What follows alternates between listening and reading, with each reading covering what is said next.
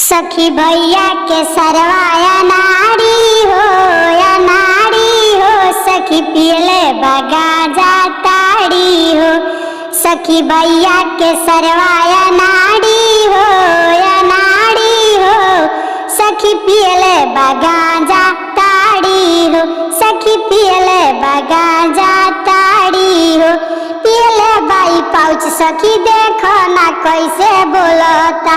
पियले बा पाउच सखी देखो नाई कैसे बोलता।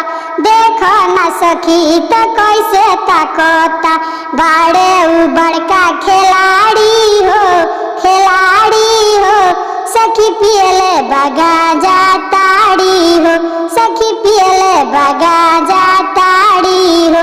सखी भैया के सरवाया नाड़ी हो, अनाड़ी हो। सखी पियले बगाजा